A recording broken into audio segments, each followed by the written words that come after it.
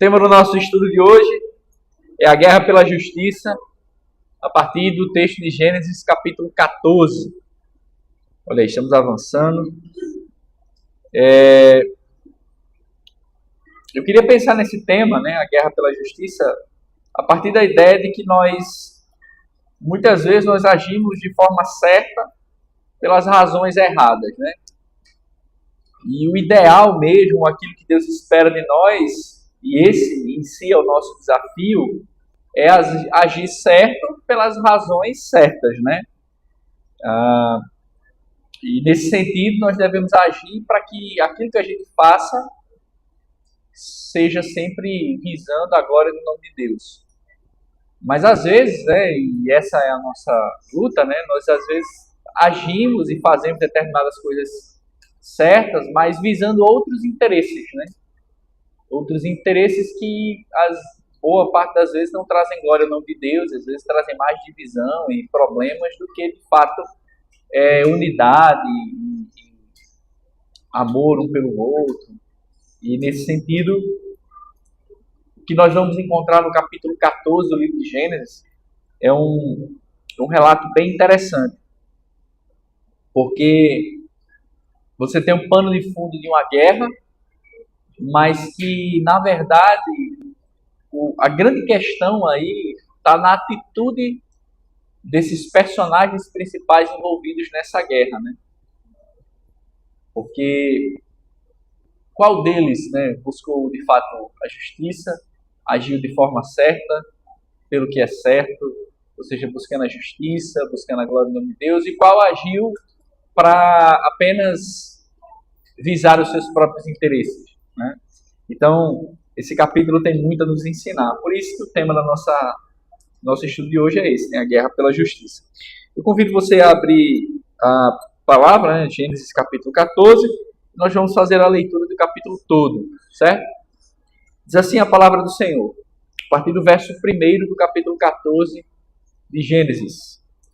Naquele tempo, Anrafel, rei de Sinar, Arioque, rei de Elazar, Quedorlaomer, rei de Elão, e Tindal, rei de Goim, fizeram guerra contra Bera, rei de Sodoma, contra Birza, rei de Gomorra, contra Sinabe, rei de Admá, contra Semeber, rei de Zeboim, e contra o rei de Bela, também chamada de Zoar. Todos estes se ajuntaram no vale de Sidim, onde fica o mar salgado. Durante 11 anos serviram Quedorlaomer. Porém, no 13º eles se rebelaram. No 14º ano veio Quedorlaomer e os reis que estavam com ele e derrotaram os Refaíns em Astarote e Carnaim e os Uzins em An, e os Emis em Savé, Kiriataim, e os Oreus no seu monte Seir, até El-Paran, que está junto ao deserto. De volta passaram em Mispat, que é Cádiz, e conquistaram toda a terra dos Amalequitas e dos amorreus, que moravam em Azazon-Tamar. Então saíram os reis de Sodoma, de Gomorra, de Admá, de Zeboim e de Bela, que é Zoar, e se prepararam para a batalha contra eles no vale de Sidim, contra Quedorlaomer, rei de Elão, contra Tindal, rei de Goim, contra Anrafel, rei de Sinar, contra Arioque, rei de Elazar. Eram 4 reis contra 5.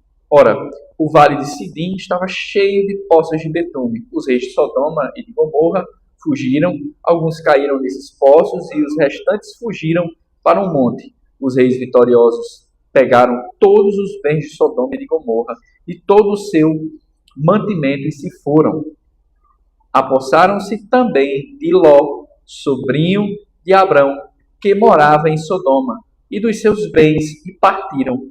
Porém, um homem que conseguiu escapar veio e contou tudo a Abrão, o hebreu. Este morava junto dos carvalhais de Manré, o amorreu, irmão de Escol e de Aner, os quais eram aliados de Abrão.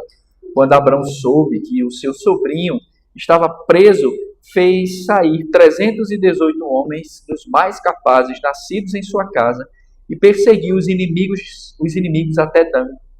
E de noite, Abrão dividiu os seus homens em grupos, derrotou os inimigos e os perseguiu até Obá, que fica ao norte de Damasco. Trouxe de novo todos os bens e também o seu sobrinho Ló, os bens dele e ainda as mulheres e o povo. Quando Abrão regressava, depois de derrotar Quedorlaomer e os reis que estavam com ele, o rei de Sodoma foi ao encontro dele no vale de Savé, que é o vale do rei. E Melquisedeque, rei de Salém, trouxe pão e vinho. Ele era sacerdote do Deus Altíssimo. Ele abençoou Abrão e disse: Abrão seja abençoado pelo Deus Altíssimo que criou os céus e a terra. E bendito seja o Deus Altíssimo que entregou os adversários de você nas suas mãos. E Abrão deu a Melquisedeque o dízimo de tudo. Então o rei de Sodoma disse a Abrão: dê-me as pessoas e fique com os bens para você. Mas Abrão lhe respondeu: juro pelo Senhor, o Deus Altíssimo, que criou os céus e a terra, que nada tomarei de tudo o que é seu, nem um fio, nem uma correia de sandália, para que você não diga: fui eu que enriqueci Abrão. Nada quero para mim, a não ser o que os rapazes comeram, e a parte que tocar a Aner, Escol e Manré, os homens que foram comigo, que estes fiquem com a parte deles. Até aqui a leitura. Vamos orar para que Deus nos abençoe? Amém? Ore comigo. Senhor, nós te agradecemos por essa noite e por tudo quanto o Senhor já nos permitiu orar uns pelos outros, falar com o Senhor.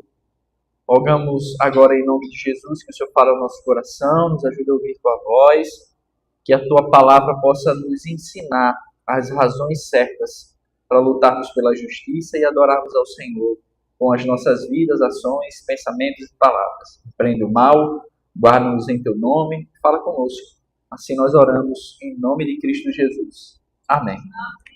Irmãos, nós estamos aqui na segunda parte do livro de Gênesis, que começou aqui no capítulo 12, como eu já expliquei para os irmãos, e a ênfase desse capítulo 12, ela está no fato de que toda a segunda parte do livro de Gênesis, ele vai ter como foco principal a história dos patriarcas, né? No caso, a história de Abraão, Isaac e Jacó, e alguns incluem José, né? Mas a história dos patriarcas, que é a história da redenção, a história do povo de Deus desde o seu princípio, né?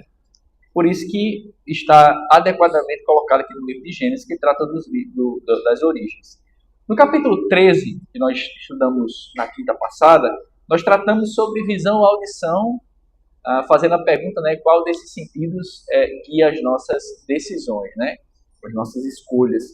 E nós vimos que, a partir do que foi lido, que Abrão e Ló usaram critérios diferentes para tomarem suas decisões. Ló foi guiado pela visão, pelo que viu, e Abrão foi guiado pelo que ouviu da promessa da parte do Senhor. E nesse capítulo, né, no capítulo 13, nós fomos instruídos que nós também devemos ser assim como Abrão. A gente deve ser guiado não pelo que os nossos olhos veem e desejam, mas pela promessa fiel e verdadeira que o Senhor nos dá.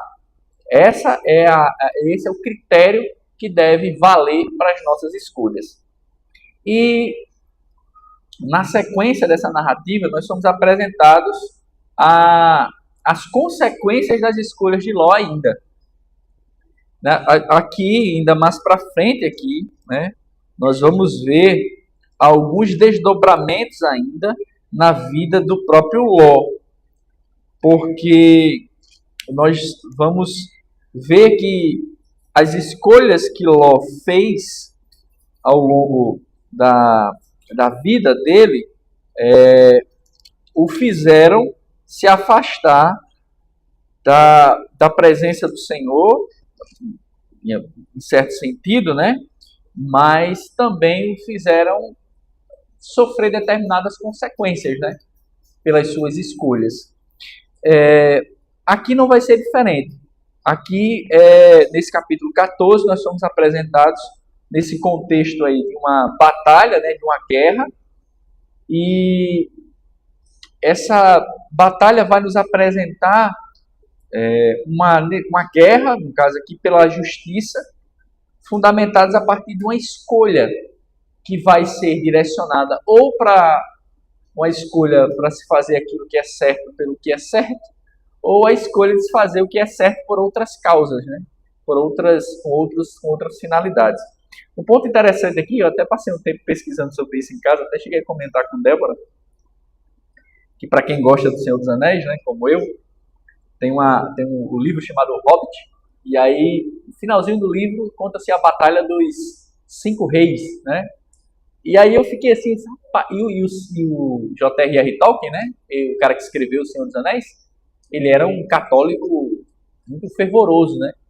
E boa parte da mitologia que ele cria ali, né, todinha para escrever o livro, foi baseado na Bíblia, né? E aí eu fiquei pensando, né, depois até pesquisei e tudo mais, não encontrei nenhuma fonte confiável, mas se você é um bom leitor bíblico, você lê o capítulo 14 e lê o Hobbit, você vai ver muita semelhança. Porque aqui você tem uma batalha, né, de 4 reis contra 5, e é justamente o mesmo esquema que é usado por ele no livro. E é muito interessante, né? Mas, tirando isso, que não tem nada a ver com a explicação do texto, mas é uma coisa interessante, né, para a gente perceber, nós vamos ver aqui, a partir da pergunta, quais lições nós podemos aprender nesse capítulo sobre a guerra pela justiça, né? E lembrando que essa guerra aqui, ela é uma introdução do que vai ser apresentado. Verso 1 até o verso 11 do capítulo 14 é como se fosse uma introdução para o que de fato o autor de Gênesis quer trazer aqui, apresentando essa guerra, que vai ser do verso 12 até o verso 24. Então vamos lá. Quais lições nós aprendemos nesse capítulo sobre a guerra pela justiça? A primeira lição é que nós aprendemos a colher o que plantamos, verso 1 a 12, que é justamente o que acontece com o Ló. Aqui nós temos, meus irmãos, uma longa lista, né, de 5 reis contra 4 reis. Aqui, 4 eram vassalos 5 eram vassalos dos 4 reis, e aí tem uma revolta, e nessa revolta inteira, você tem uma luta, aqueles que se revoltaram perderam a batalha e foram subjugados novamente. Só que o ponto que eu apresento aqui, que o texto traz aqui, é que esse conflito inteiro, ele é contado para que se aponte o que o verso 11 traz. Os reis vitoriosos pegaram todos os bens de Sodoma e Gomorra e todo o seu mantimento e se foram. Ou seja, Sodoma e Gomorra, elas foram saqueadas completamente. E quando diz saqueado, no sentido aqui, levaram todo o seu mantimento e se foram, eles arrancaram tudo o que a essas regiões tinham. Mantimento aí, meu amigo, são grãos, comida. Os caras não só destruíram a cidade, mas levaram ouro, prata, escravo e levaram todo o mantimento. Ou seja, eles deixaram a região inteira para morrer de fome. Então não foi apenas um ataque, como nós vemos hoje as guerras modernas, né? O pessoal vai lá, solta umas bombas, vai-se embora, e depois é que tem ataques. Não, aqui no mundo antigo não tinha regras, né? Então aqui era um negócio assim de fato, para trazer a destruição e a falência de tudo. Se vocês prestarem atenção no estudo passado, capítulo 13, quem é que escolheu morar perto da região de Sodoma e Gomorra? Ló. Então você entende que o capítulo inteiro, 14, a introdução do verso 1 ao verso 11, aponta para as consequências da escolha que Ló fez de ir morar na Campina Verdinha, tudo era bonito, como se fosse o jardim do Senhor, ou seja, ele foi atraído pelo que viu. E a sua escolha ainda está dando a ele consequências aqui. Porque agora ele acabou de ser levado como escravo, verso 12. né? O narrador ele faz questão de apresentar. Apossaram-se também de Ló, sobrinho de Abrão, que morava em Sodoma, e dos seus bens, e partiram. Verso 12 diz isso. Não somente o narrador conta que Ló, né, sofreu tudo isso, mas que também esse era o seu objetivo ao narrar essa guerra.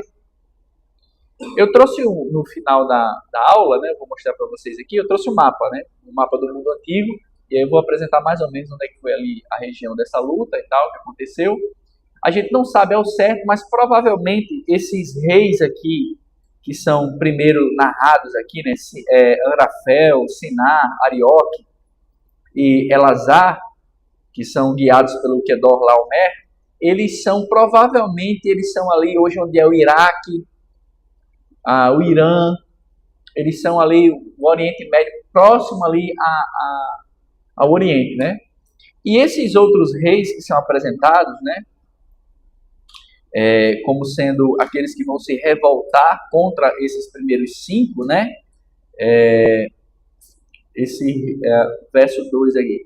Berá, Birza, Sinabe, Admar, Semeber, Zeboim, Bela. Esses outros são reis que ficam do lado de cá, como se fossem próximos de Israel. Você tem o mar Mediterrâneo, né? Aí você tem o Israel do lado de cá. Aí esses reis maiores, eles eram desse outro lado aqui. Então eles vieram para invadir e tomar posse dessas terras, né? Mas a grande questão aqui é justamente o fato do autor bíblico ele apontar para as consequências do que Ló fez ao escolher ir para perto de Sodoma.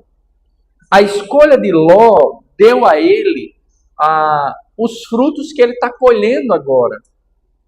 Ele não foi guiado pela promessa de Deus, mas ele foi guiado pelo que os olhos dele viram e que ele passou a desejar.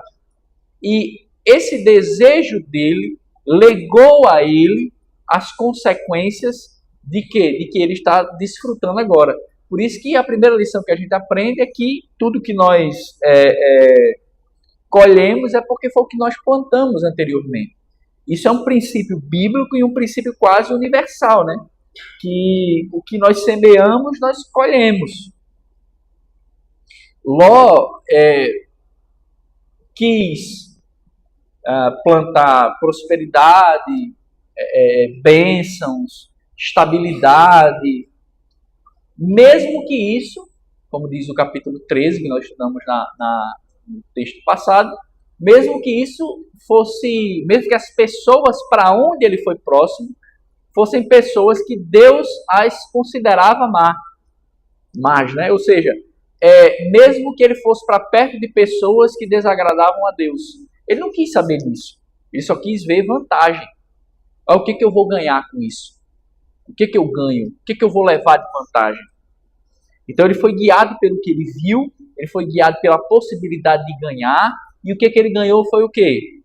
Distância de Deus, derrota e agora escravidão. É bem parecido com a vida da gente, né? A gente acha que quanto mais dinheiro a gente tem, quanto mais estabilidade financeira a gente tem, quanto mais viagens, viagens de avião, fotos na Europa, e bota aquelas fotos todo mundo rindo na praia, a gente acha que isso vai nos dar felicidade. E aí, quando na verdade você vai ver, né, é justamente o oposto. É justamente o oposto. Você tem escravidão, você tem tristeza, você tem um monte de consequências na própria vida da pessoa que a distanciam de Deus. E é de fato uma guerra, né? Mais e mais você vê nos Estados Unidos, né? Você vê pessoas que vendem tudo, compram um terreno no meio do nada e se mudam para lá, né? Por quê? Porque as pessoas não aguentam as pressões dessa sociedade que quer que você sempre mostre que você está bem, mostre aos outros o que os outros querem que você veja. O que os outros querem ver, perdão, melhor dizendo. Então, nós não podemos cair no erro de Ló, de achar que aquilo que os olhos veem são o melhor para nós. Nós não podemos ser vencidos por essa guerra, certo? Nós devemos lutar pela justiça e não pelaquilo que os olhos desejam. Então, sabendo disso, que aquilo que nós plantarmos é aquilo que nós vamos colher. Se você planta aparências, se você planta o desejo de riqueza como sendo a finalidade da sua vida, se você planta a busca pela felicidade como ser sua finalidade de vida, não se preocupe. Você vai colher o que você está plantando. Uma hora ou outra a conta vai chegar. Chegou para a vida de Ló, vai chegar para a nossa também. O que nós plantamos, nós colhemos. É uma lei, é um princípio bíblico muito seguro, né? Oséias 8:7 fala isso e Gálatas 6:7 também menciona essa ideia desse princípio bíblico. A segunda coisa que nós aprendemos, então, nesse capítulo sobre a guerra pela justiça, além de colher o que plantamos, nós aprendemos que quando nós aprendemos, tipo assim, a gente não pode esperar para agir em determinadas situações, né? Nós não podemos esperar para agir. Existem determinadas situações que nos demandam uma resposta rápida. Abrão é quem vai nos ensinar isso a partir do verso 13 até o verso 16, né? Na sequência do texto aí, né? Pela providência de Deus, um homem consegue escapar, o que era muito difícil. Na antiguidade, quando você tinha uma invasão de um povo, normalmente eles faziam cercos. Pegavam a cidade e eles faziam um cerco, e dependendo do povo, como aqui são os povos orientais, babilônios, mesopotâmicos, normalmente os caras eram extremamente cruéis.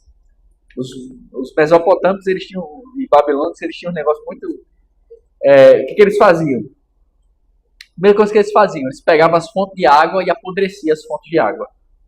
Que era por ser obrigado a morrer de sede e sair das cidades muradas, né? Então a primeira coisa que eles faziam era ou apodrecer as fontes, tapar com pedra ou jogar um bicho morto dentro, alguma coisa, para a fonte apodrecer e ninguém conseguir beber água. E aí eles faziam cercos longos, largos, para que, tipo assim, o cara tá morrendo de sede, aí ele sai do muro escondido, diz, pronto, me livrei. Aí ele corria mais um pouco, aí se pegava o cerco mais longo, para poder o cara ser morto, às vezes. E aí você tem as mais horríveis torturas, né? Você lembra lá de 2 Reis, né? O último rei de Jerusalém, Deus disse para ele, se renda, que eu vou garantir que você não morra. Aí o que o gaiato faz? Eu vou fugir daqui. Pulou pelo muro e fugiu. Quem pegou ele foi quem? Nabucodonosor, né? E o texto é muito forte. Se os irmãos não leram, vão ler, né? Na sequência do texto dele. Nabucodonosor pega ele e manda trazer os filhos para perto dele. Os filhos e a esposa. Aí Nabucodonosor degola os filhos na frente dele e a esposa. E Nabucodonosor, com as mãos, fura os olhos dele. Para quê? Para que a última coisa que os olhos dele viram foram os filhos e a esposa degolada. Então isso era algo normal entre o povo babilônico, né? Só para você ver o nível que é um cerco desse. E aqui é onde a gente entende que Deus, ele aparece aqui no texto. Porque normalmente ninguém escapa a um cerco desse. É um exército. E aí o verso 13 mostra que, porém, um homem que conseguiu escapar. Olha que interessante, um cara vai conseguir escapar. Como? Rapaz, só pode ser Deus, cara, que deixou esse cara sair. E aí ele foge, vai até Abrão e relata a ele tudo o que aconteceu. Ó, pegaram teu sobrinho, destruíram Sodoma. E Abrão estava onde, gente? Estava do outro lado. Lembra que Ló foi para um lado e disse, para onde você for, se eu for para a direita, eu vou para a esquerda, se eu for para a esquerda, eu vou para a direita. Então, Abrão estava muito longe. O verso 14 a 16, depois que ele escuta essa história, Abraão chama seus escravos, né, que nasceram na sua casa, e aí você tem, no Brasil é complicado, né? A gente tem toda uma percepção equivocada de escravidão. A escravidão no mundo antigo era outra escravidão, não é a nossa escravidão, tá? Não era escravidão, a escravidão do Brasil, ela é uma escravidão francesa, inglesa, americana exportada para o Brasil, certo? Ou seja, a nossa escravidão de raça, de cor, ela é uma escravidão europeia, certo? É diferente dessa escravidão bíblica aqui, a escravidão que aparece no contexto do mundo antigo bíblico. Inclusive o nome, não sei se vocês sabem, né? Mas o nome escravo, vocês sabem a origem do nome? A palavra escravo vem de eslavo, porque os primeiros registros históricos de escravo foram dos povos eslavos. E tu sabe quem são os povos eslavos? Loiros dos olhos azuis e brancos. Entende? Então, cuidado. Escravidão, quando a gente fala escravidão, nossa escravidão aqui, o Brasil, ela é uma escravidão europeia, americana, que veio para cá. É uma escravidão de raça. Aqui no mundo antigo não é escravidão de raça, certo? Existiam vários outros fatores para a pessoa ser escravo, né? Inclusive o grande filósofo, né? Aristóteles, ele era escravo. Considerado o pai da ciência, né? Aristóteles, ele era escravo. Ele era escravo de Filipe da Macedônia, que foi pai de Alexandre o Grande, né? Então era outro tipo de escravidão, não é a escravidão que a gente conhece, não, tá? Então, os nascidos na casa, só para você ter uma ideia, a gente vai ver aqui mais na frente, que, por exemplo, Agar é escrava de Abrão, certo? E o filho dela iria herdar tudo o que Abrão tinha. Que tipo de escravidão? Dá para comparar a escravidão do Brasil com a escravidão da antiguidade? Não, o escravo ia ser filho do Senhor. Entende? Então é diferente, é uma outra perspectiva. Então os nascidos aqui é como se fossem até filhos do cara, porque ele cuidava deles. E aí Abrão junta 318 servos, né, escravos, e planeja, nesse momento, um ataque. E Abrão era muito... É isso que eu não entendo. Eu confesso aos irmãos que é isso que eu não entendo, sabe? Como é que o cabo como Abrão, com 318, mata 5 reis para libertar o sobrinho, e ele foi frouxo para negar que era marido da esposa? Não é interessante isso aqui? Os irmãos não ficam com dúvida, não. Eu fico morrendo de dúvida. Quando eu chegar no céu, eu vou perguntar, meu irmão, esse senhor matou 5 reis e não disse que Sara era tua esposa? Deixa eu colocar uma briga entre Sara e Abrão na eternidade. Não são brigados.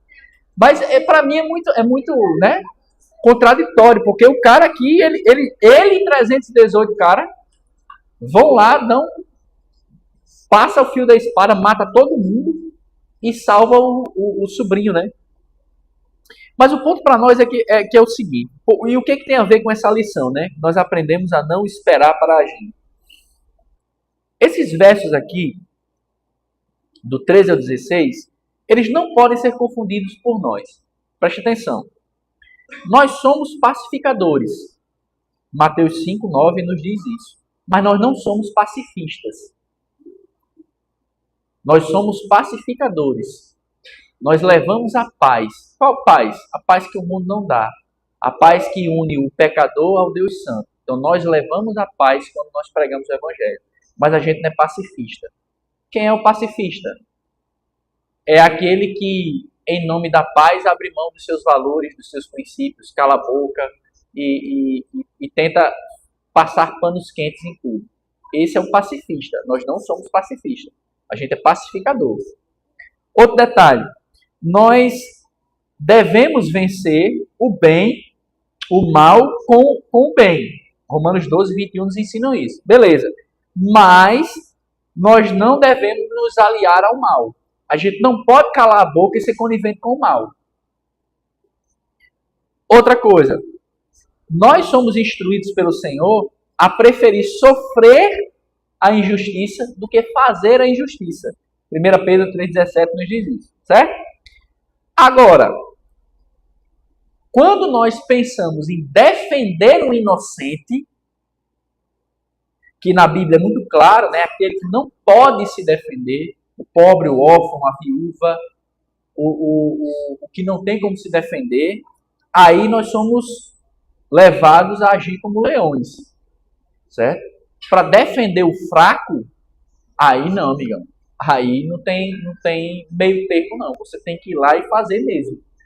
Porque a nossa fé, ela é demonstrada na prática que nós temos do amor para com os nossos irmãos. Abraão aqui não foi, não, peraí, deixa eu orar aqui, deixa eu passar uma semana orando para saber se Deus quer que eu vá lá salvar aquele povo que foi preso. E o detalhe, o verso 16 diz assim, quando Abraão consegue derrotar os inimigos, né? Aí o verso 16 diz assim, trouxe de novo todos os bens e também o seu sobrinho Ló, os bens dele e ainda as mulheres e o povo. Abraão não só salvou o sobrinho, que ele podia só pegar o sobrinho dele aí. Mas Abraão fez o quê? Viu que tinha mais gente e ele fez o quê? Salvou todo mundo. Porque nós somos chamados a isso. A defender o inocente. Defender aquele que não pode se defender. Por isso que cristãos são contra o aborto, né? Você quer uma maior injustiça do que uma mulher, matar uma criança no ventre? Essa criança pode se defender? Não. Por isso que nós a defendemos. Esse é o primeiro princípio, né? O primeiro princípio pelo qual a gente defende a vida em detrimento de se matar a criança no ventre.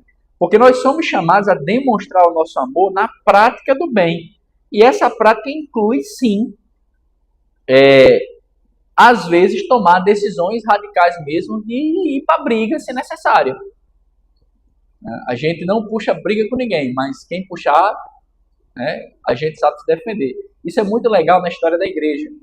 Você vai ver que 99% das brigas na história da igreja nunca começaram pelos cristãos. A galera, os hereges, esse povo que não tem o que fazer, eles sempre puxam briga com a gente. Puxa briga, até que a gente vai lá e se defende. Então, qual é o ponto aqui? É que, assim, nós devemos ser aptos a tomar decisões drásticas para demonstrar a nossa fé. Nesse sentido, de proteger o fraco, de cuidar dos inocentes. A gente não precisa esperar. A gente vai lá e age. A gente vai lá e protege. A gente vai lá e alimenta. A gente vai lá e cuida. A gente vai lá e ampara. Então, nossa fé, assim como ela nos é ordenada pelo Senhor, ela tem que ser demonstrada na prática. Abraão aqui, com a sua atitude, tanto de rápida resposta, ele assim que ouviu, juntou os 318, já foi logo salvar o sobrinho, e não só o sobrinho, mas todo aquele povo que foi capturado nesse ataque aqui, ele torna-se um exemplo para nós também nesse sentido, de que a nossa fé também precisa de uma resposta rápida, às vezes. A gente tem que ser capaz de responder, nesse sentido, àquilo que se levanta contra as crianças, né? Eu estou pensando aqui em vários exemplos aqui, me veio agora. Hoje à tarde eu estava vendo esse negócio agora de banheiro trans, né? Que um cara agora, um cara barbudo ele diz que é mulher e agora ele é mulher, né? Segundo o Supremo Tribunal Federal, ele é mulher. E aí, o que não está sendo contado é que aqui em Recife, no Galo da Madrugada, né, teve um indivíduo que se disse que era mulher, né? Entrou no banheiro e estuprou 3 meninas durante o carnaval. Aí, hoje, eu estava vendo agora, um outro caso do mesmo jeito, né? Em Minas Gerais. Outro caba que se disse que era mulher, e aí entrou no banheiro das mulheres, e aí foi lá e violentou outra menina. Então, vale até um conselho aqui para os pais e para as mães, viu? Você vai no shopping, não deixe sua filha entrar no banheiro sozinha. Não deixe, certo?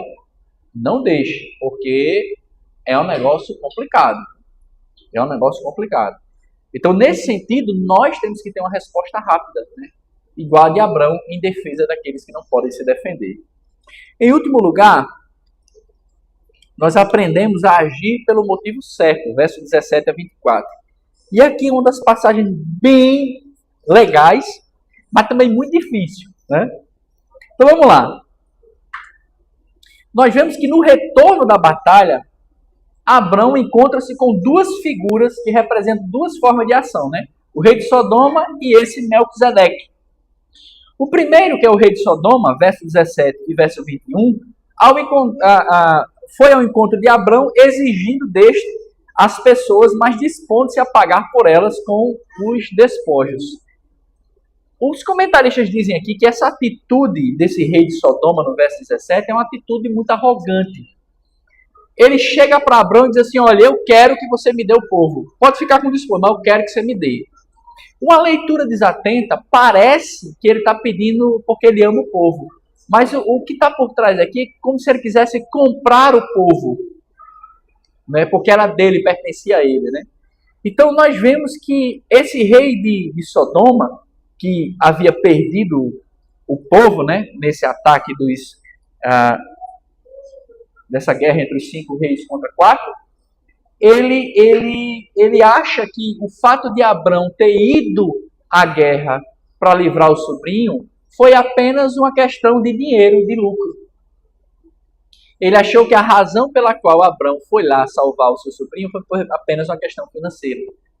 Só que, na verdade, nós vemos que na atitude desse segundo personagem que aparece aí do verso 16 a 24, que é o Melquisedeque, a gente vê que o rei de Sodoma estava errado. Porque o Melquisedeque, ele foi ao encontro de Abrão e ele dá a ele o quê? Ele oferece, verso 18, vinho e pão. Aí a ideia de quê? De comunhão e de alimento completo. Ele deu a ele aquilo que era necessário. Ele nem perguntou. Ele foi lá e deu. Ele foi lá e ajudou. O cara voltou da guerra, obviamente o cara olhou e disse, rapaz, ele deve estar com fome. Foi lá, deu vinho e pão para ele. Né? Tem gente que é assim, né? Tem gente que você, às vezes, está morrendo e o cara olhando as borboletas voando. E tem pessoas que quando você volta, o cara olha e diz, rapaz, esse cara está com fome. Você quer água, meu amigo? Você quer comida? A pessoa ela consegue ver. Melquisedeque foi assim, bateu o olho em Abrão, foi lá, ofereceu vinho e pão, que é uma expressão hebraica para dar um banquete para o cara recobrar força.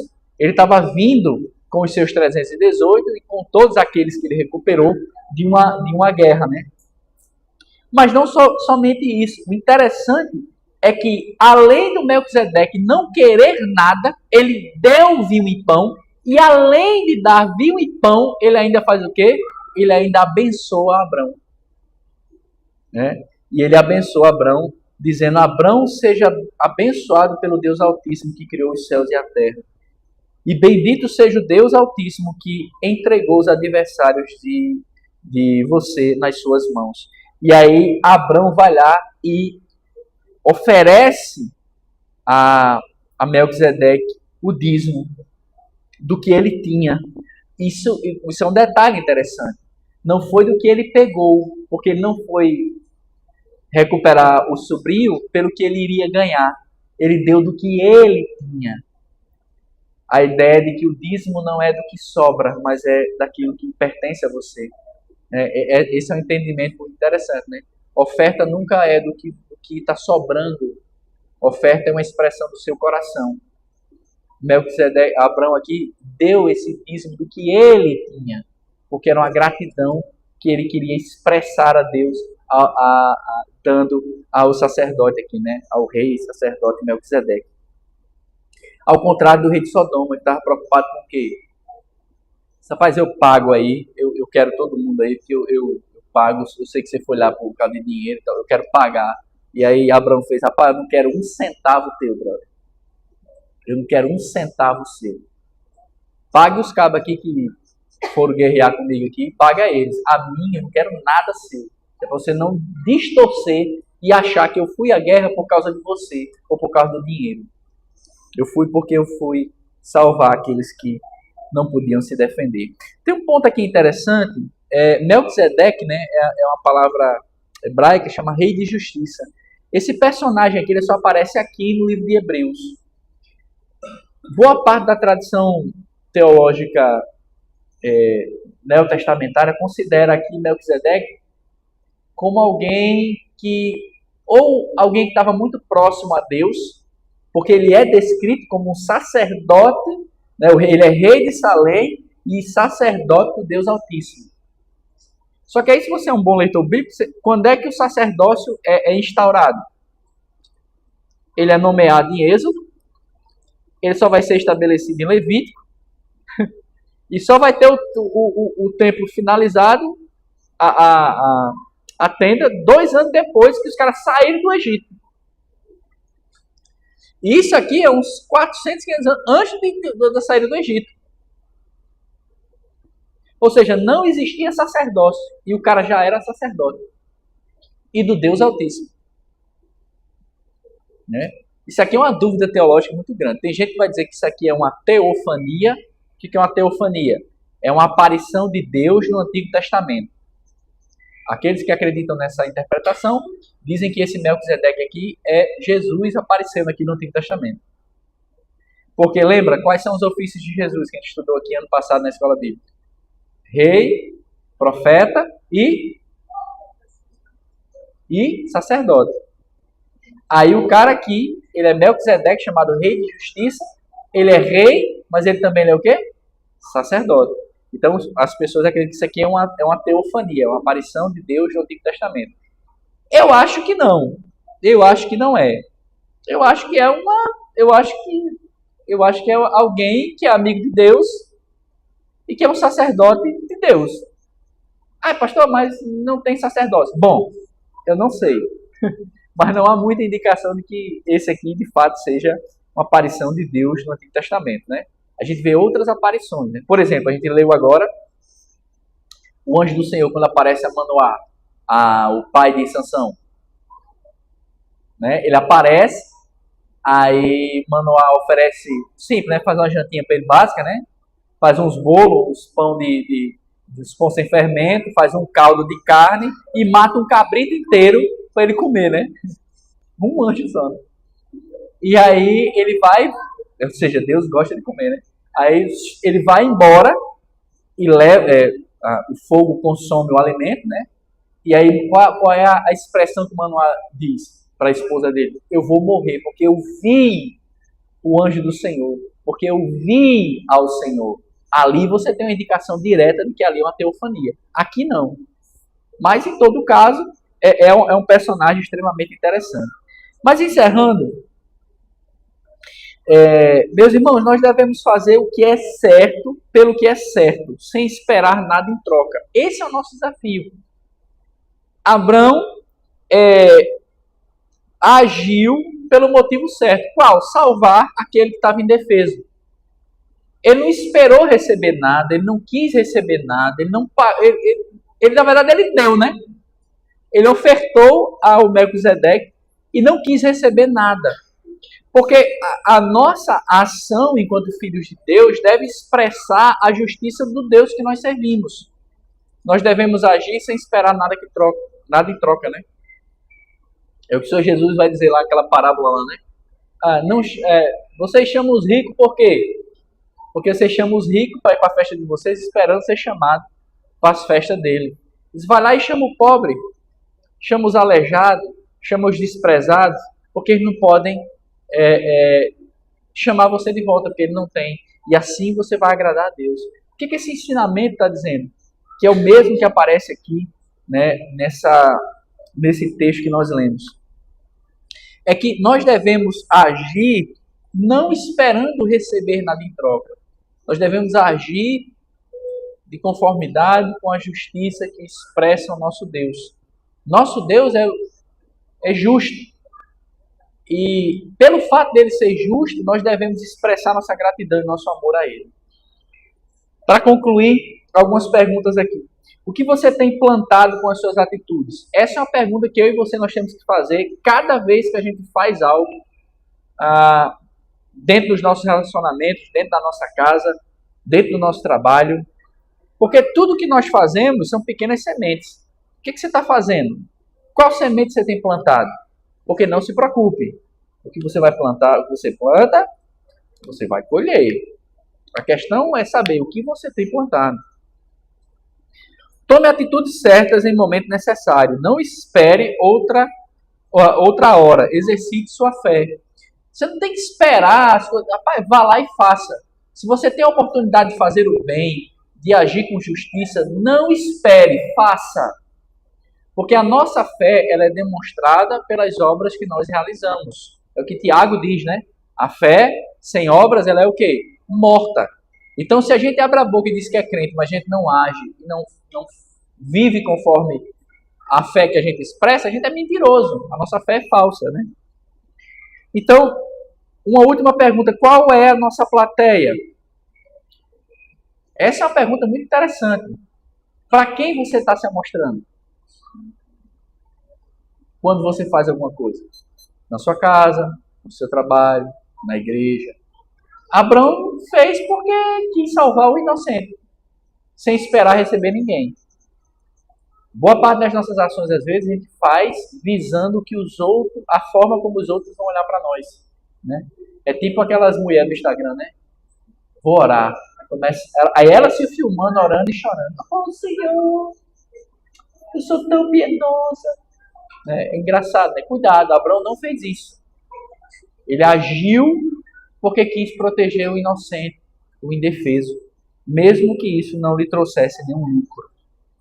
Que o Senhor nos ajude, meus irmãos, nessa guerra pela justiça, a colher o que plantamos, a não esperar para agir e a agir pelo motivo certo. Amém?